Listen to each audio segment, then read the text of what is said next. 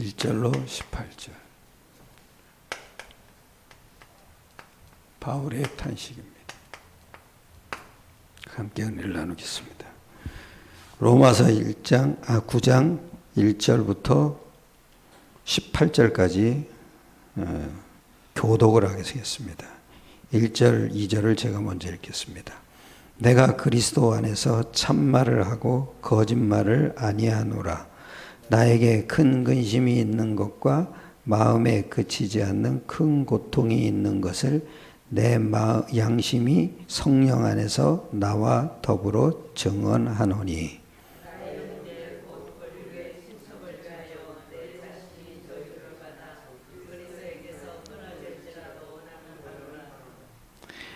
그들은 이스라엘 사람이라. 그들에게는 양자됨과 영광과 언약들과 율법을 세우신 것과 예배와 약속들이 있고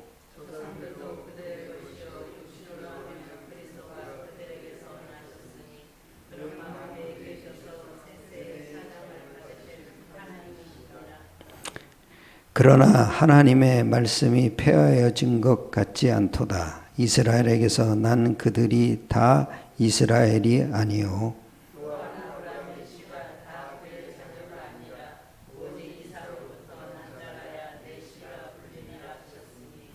곧 육신의 자녀가 하나님의 자녀가 아니요 오직 약속의 자녀가 씨로 여기심을 받느니라.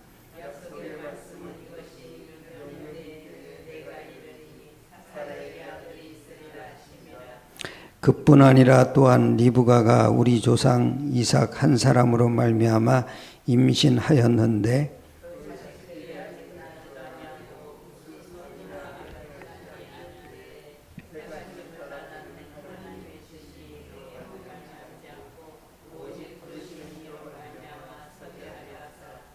리브가에게 이르시되 큰 자가 어린 자를 섬기리라 하셨나니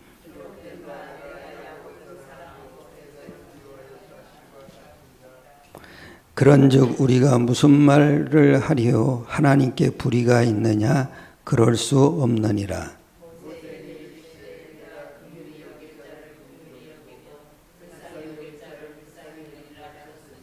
그런즉 원하는 자로 말미암음도 아니요 다른 복질하는 자로 말미암음도 아니요 오직 긍휼히 여기시는 하나님으로 말미암음이니라.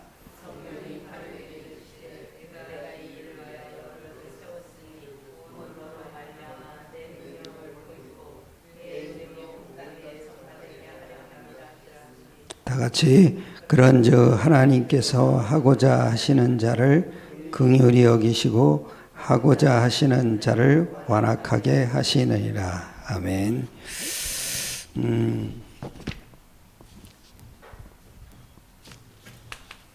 우리가 믿는 게 있습니다. 하나님의 주권이죠. 그 주권이 10가지가 있습니다. 첫째 뭐냐? 하나님의 주권입니다. 그건 뭐냐? 역대상 29장 10절 11절입니다. 그러니까 하나님의 주권은 뭐예요? 천지 만물을 창조하시고 주관한다는 겁니다.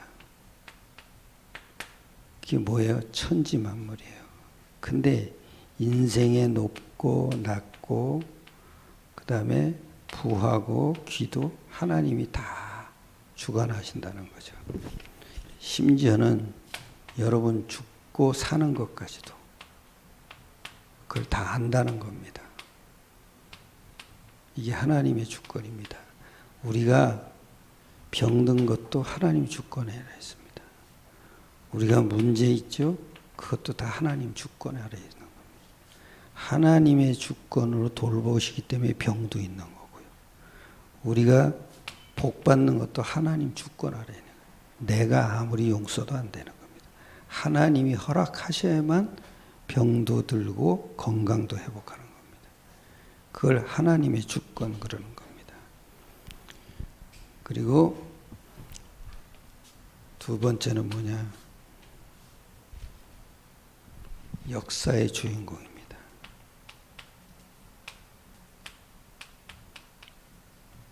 에베소 1장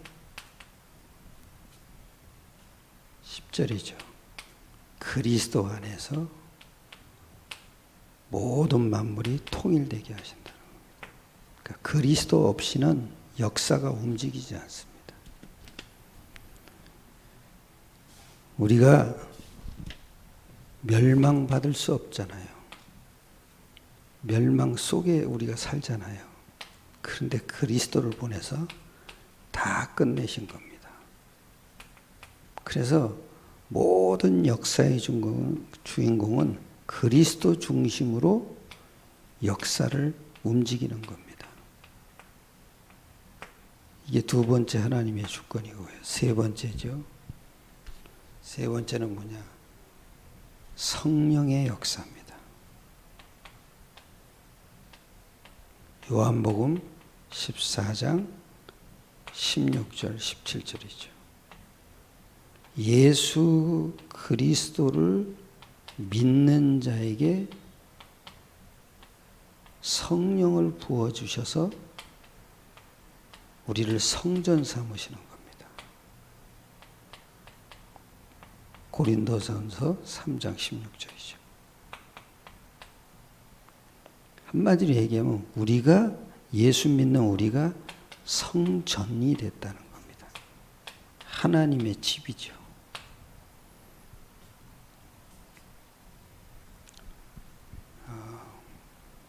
그래서 성령을 부어주심으로 세상을 이기게 하는 겁니다. 네 번째입니다. 마찬가지입니다. 하나님의 전이죠. 누구냐? 그리스도 믿는 자가 하나님의 전이 됩니다. 그리고 다섯 번째입니다. 성경의 권위입니다.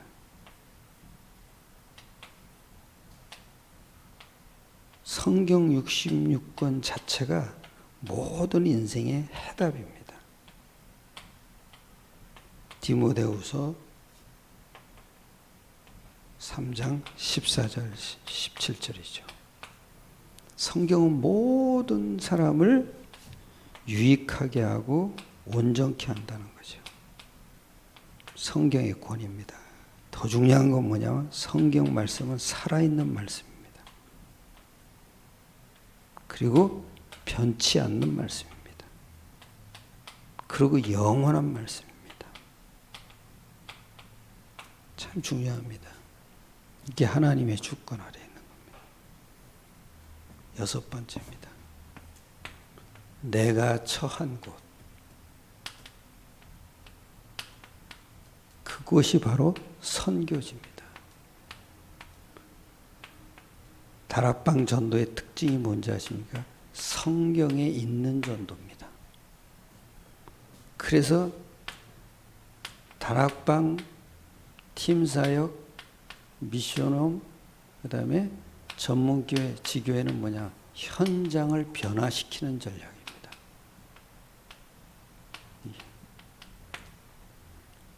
그러니까 우리가 있는 그곳이 곧 선교지예요. 어디 가서 찾을 필요가 없어요. 일곱 번째입니다.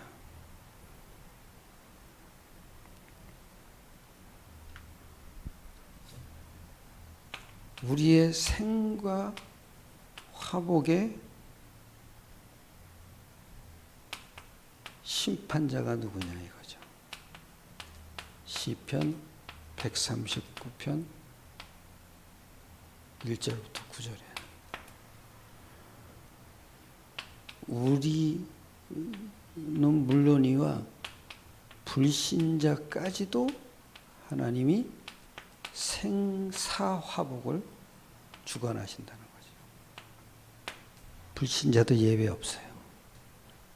불신자가 아무리 자기 중심으로 살아도 생사화복을 주관하시는 분은 하나님이죠. 생사화복의 주권자. 죽고 살아나는 게 정해져 있다니까요. 그리고 여덟 번째입니다.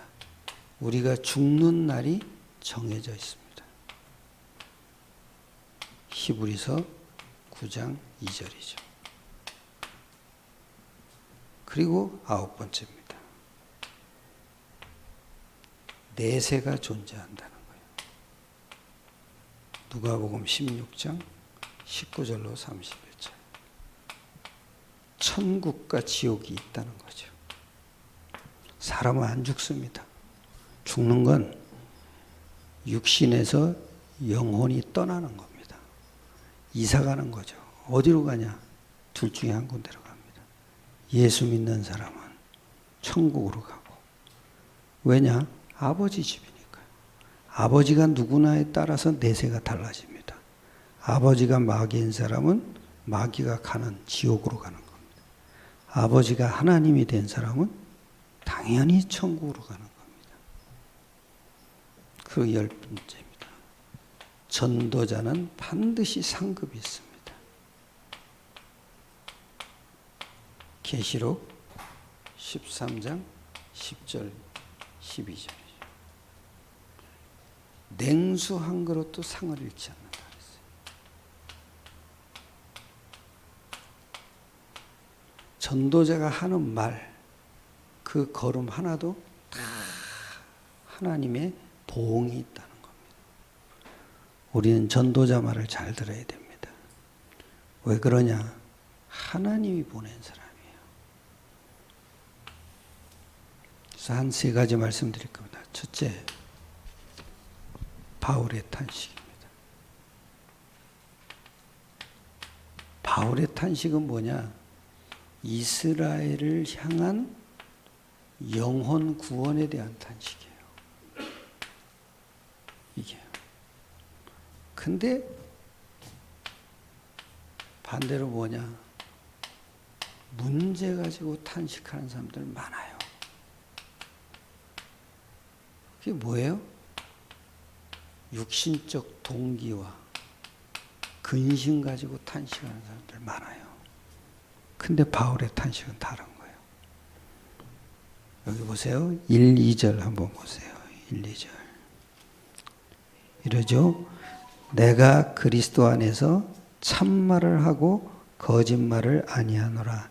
나에게 큰 근심이 있는 것과 마음에 그치지 않는 고통이 있는 것을 내 양심이 성령 안에서 나와 더불어 증언하나니.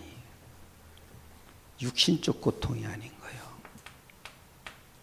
양심이 성령 안에서 나와 더불어 증거한다. 그게 뭐예요? 마음에 큰 탄식이 있는 거예요. 우리의 탄식과 다른 거예요. 근데 양심의 역할이 있어요. 그게 뭐예요? 첫째, 다니엘서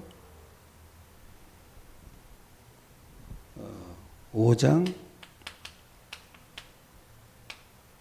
5절 6절에 보면 다리오 왕이 큰 글씨가 나타나니까 두려워해요. 다시 얘기하면은 양심의 역할이 그 첫 번째 하나님을 두려워한다는 거예요.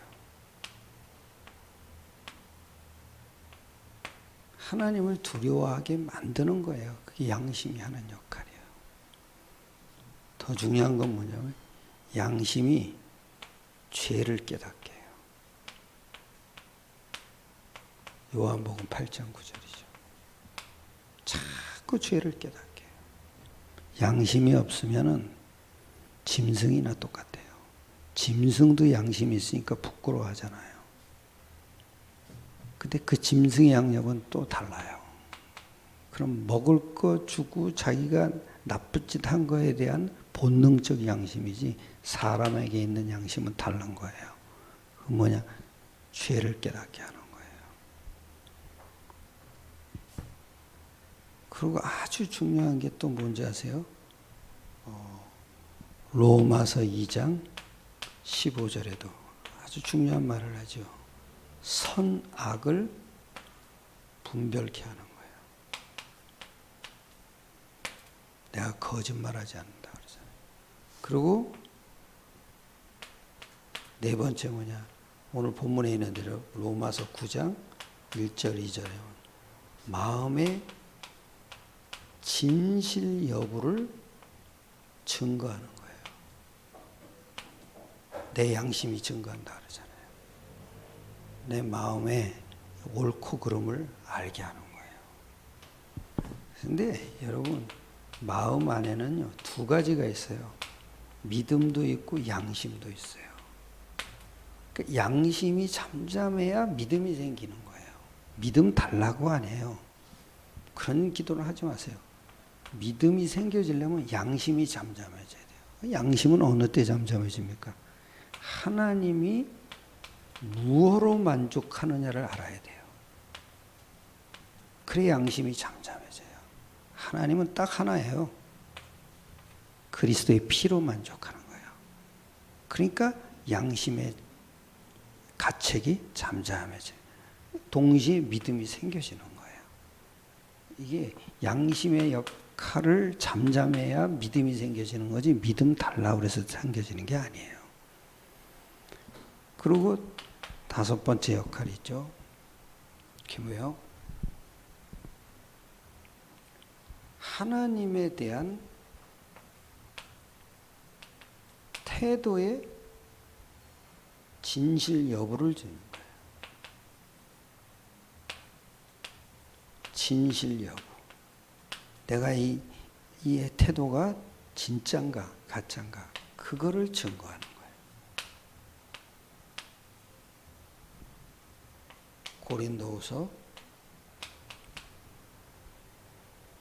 1장 12절이죠. 한번 찾아보세요. 여섯 번째입니다.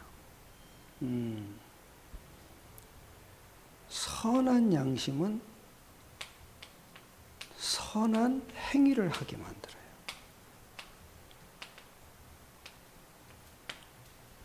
히브리서 13장 18절이죠. 마지막 일곱 번째예요. 선한 양심이 하나님을 찾게 만들어요.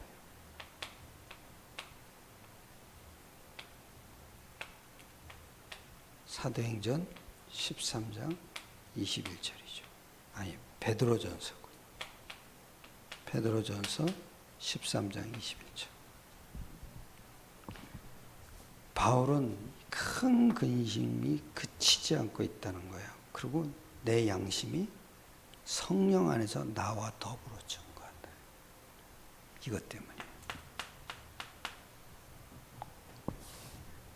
그래서 2절에 이러잖아요. 큰 근심이 있는 것과 마음에 그치지 않는 고통이 있는 것을 내 양심이 성령 안에서 나와 더불어 증언하노니. 그리고 또 3절에 아주 중요한 말 하죠. 나의 형제 곧 고륙의 친척을 위하여 내 자신이 저주를 받아 그리스도에게서 끊어질지라도 원하는 바로다. 얼마나 이 탄식이 중요했으면은 3절에 하죠. 내가 저주를 받아. 고륙의 혈육. 한마디로 얘기하면 이스라엘이에요. 이스라엘을 놓고 탄식하는 게 바울의 탄식이 되어버렸어요. 얼마나 중요한지 아십니까, 여러분? 우리는 거의 보면은 문제 가지고 탄식을 해요. 우리가 바울의 수준을 닮아가야 돼요. 이게 바울의 수준이에요. 늘 영혼 구원. 사실은 보면은 이스라엘이 복음에 실패를 했거든요. 근데 그 탄식이 끊이지 않는 거예요.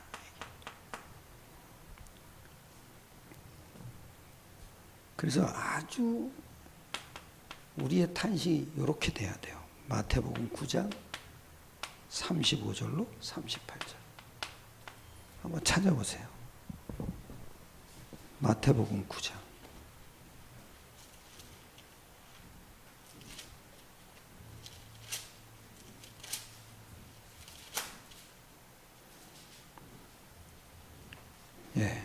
같이 읽겠습니다. 35절부터 38절입니다. 다 같이. 예수께서 모든 도시와 마을에 두루다니사 그들의 회당에서 가르치시며 천국 복음을 전파하시며 모든 병과 모든 약한 것을 고치시니라. 무리를 보시고 불쌍히 여기시니 이는 그들이 목자 없는 양과 같이 기진함이라.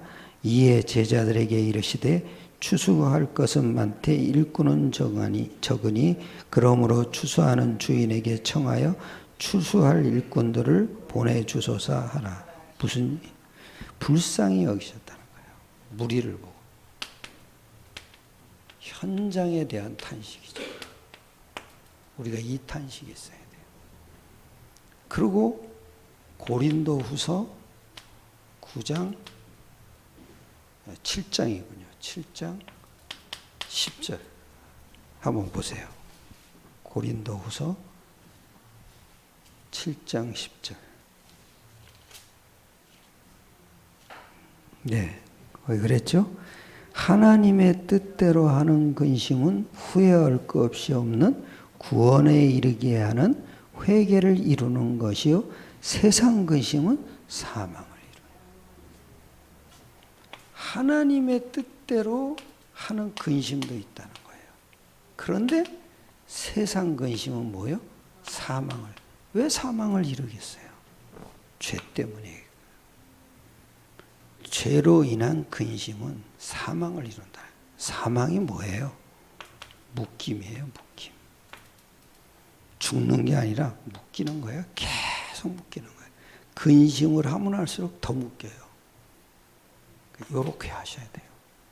세상 근심보다도 하나님의 뜻대로 하는 근심. 그러면서 뭐냐? 구원을 이루는 회개를 이룬다. 참 이게 중요해요.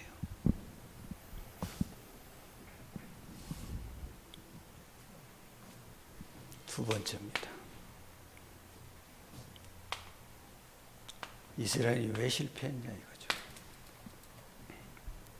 4절 한번 보십시오.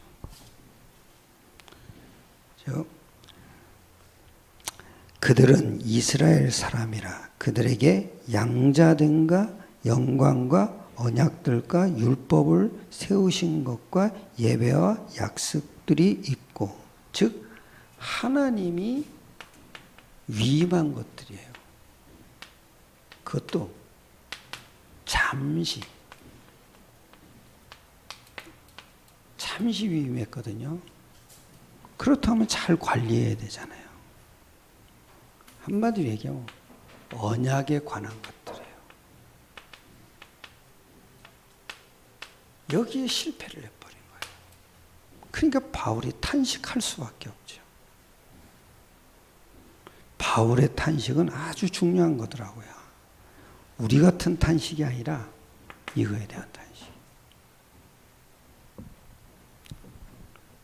그리고 5절 또 보세요. 조상들도 그들의 것이요 육신으로 하면 그리스도가 그들에게서 나셨으니. 얼마나 대단한 축복이에요. 이미 다 받았어요.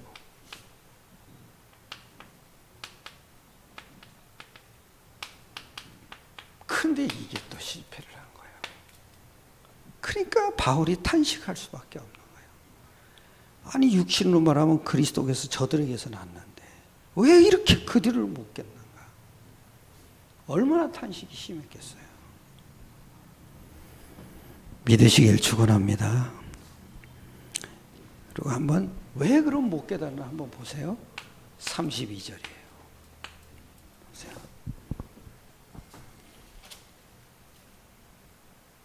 32절에 이러죠. 같이 읽겠습니다. 어찌 그러하냐. 이는 그들이 믿음을 의지하지 않고 행위를 의지함이라 부딪힐 돌에 부딪혔네요. 대강 복음을 갖고 있었어요. 완전한 복음이 없었다는 거예요. 다 있었는데 종교적 믿음만 갖고 있었다. 행위가 뭐예요? 종교예요, 종이. 믿음을 의지하지 않고 행위에 걸렸어요. 부딪힐 돌에 부딪혔느니라. 이거예요. 종교적 믿음만 갖고 있었어요. 얼마나 율법대로 살라고 몸부림쳤어요. 근데 안 되잖아요. 그 결과가 지금 상태죠.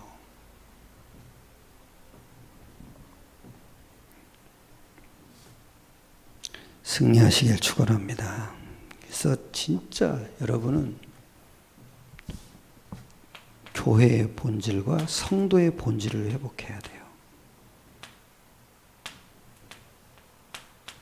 그게 뭡니까? 완전 복음이에요. 복음 안에서 전도와 선교예요. 이게 우리의 본질이에요. 이러면 다 끝난 거예요. 믿으시길 축원합니다. 이래야 돼요, 여러분.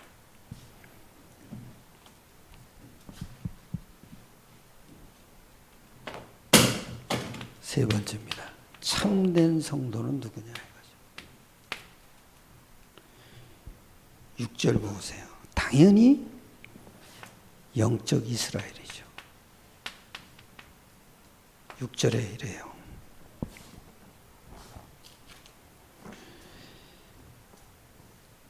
그러나 하나님의 말씀이 폐하여진 것 같지 않도다. 이스라엘에서 난 그들이 다 이스라엘이 아니요. 그리고 7절에 이러죠. 또한 아브라함의 씨가 다 그의 자녀가 아니라 오직 이삭으로부터 난 자라야 내 씨라 불리리라 하셨으니. 무슨 얘기예요? 영적 이스라엘이에요. 그게 뭐예요? 약속의 자녀라는 거예요. 약속은 그리스도가 약속이에요. 이게 내 씨다 이거예요. 그러니까 다 아브라함의 후손이 아니에요. 후손은 많죠. 근데 영적 이스라엘, 이것만 아브라함의 씨라 이거예요. 그리고 8절 또 보세요. 8절에 이러죠. 육신의 자녀가 하나님의 자녀가 아니요 오직 약속의 자녀가 씨로 여기심을 받느니라. 그렇죠? 약속의 자녀. 참 중요해요. 우리는 약속의 자녀입니다. 믿으셔야 됩니다. 약속의 자녀는 뭐야? 하나님이 책임지는 거예요.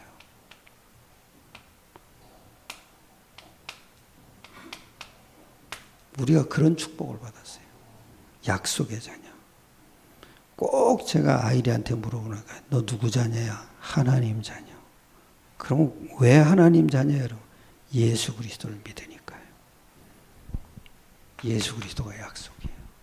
그래서 우리는 약속 속에 있는 사람이에요. 그러니까 우리가 실패하더라도 하나님의 주권이 임하는 거예요. 결론입니다. 하나님의 주권적 부르심입니다.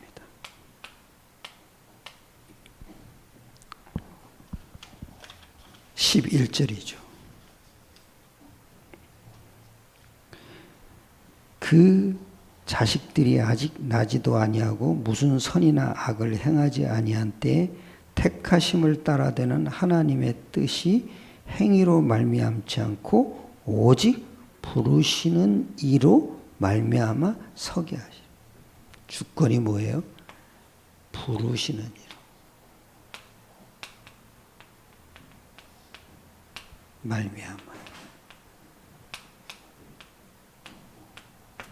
우리가 왜 세계복음화 하는 자녀로 부르심을 받았죠? 내가 현장을 많이 가서도 아니에요. 내가 성실하게 살아서도 아니에요. 물론 복음은 사랑하지만 하나님 주권이에요. 무슨 말로도 설명이 안 돼요. 하나님의 주권으로 우리를 부르신 거예요. 그리고 또 이럽니다. 12절이죠.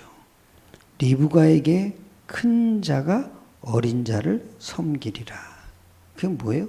하나님의 예정이에요. 태어나기도 전에 큰 자가 어린 자를 섬기리라. 하나님의 섭리예요. 그 주권 속에서 우리를 부르신 거예요.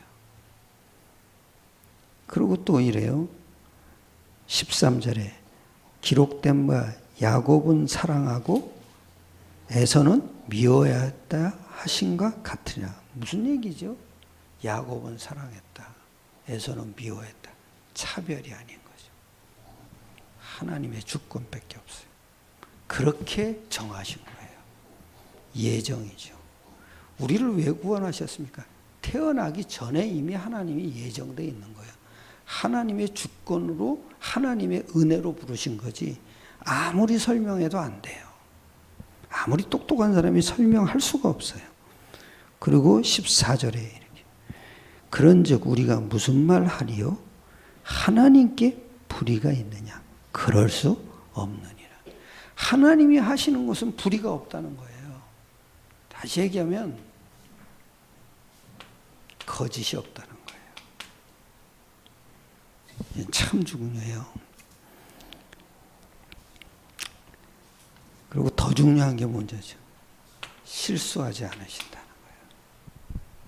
하나님의 주권은 실수가 허용이 안 돼요. 하나님이 그렇게 하시고자 하면 그냥 하는 거예요.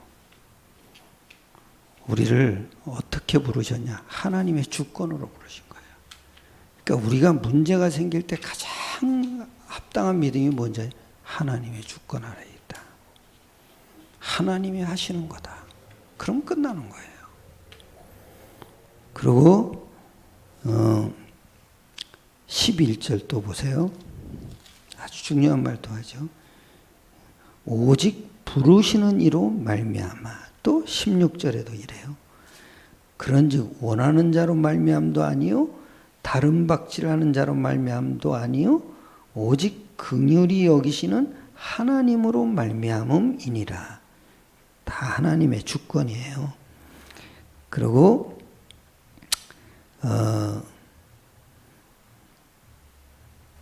중요하게 여러분이 또 보셔야 될 게 우리를 부르셨는데 뭘로 부르셨냐? 예수 이름 가진 자로 부르신 거예요. 끝이에요. 여기에 모든 것을 다 걸었어요. 그게 뭐예요? 잘 박힌 못이에요. 여기다 모든 걸 걸어버린 거예요. 예수 이름 놓치고 살면 끝나는 거예요. 한 번도 여러분 이 예수 이름이 24시예요. 승리하시길 축원합니다. 기도하겠습니다. 하나님께 감사드립니다. 우리에게 예수 그리스도 이름으로 하나님의 주권적 약속으로 부르심을 감사드립니다. 그리스도 이름을 가진 자로 오늘도 살아갈 수 있게 축복해 주심을 감사드립니다. 우리 인생이 헛되지 않도록 그리스도 예수 안에 있는 하나님의 주권적 믿음으로 살아가게 축복하여 주시옵소서. 모든 걸 주님께 맡기옵나이다. 우리 주 예수 그리스도의 이름으로 감사하며 기도드렸사옵나이다. 아멘. 조용히 기도하시다가 각자 집으로 돌아가시겠습니다.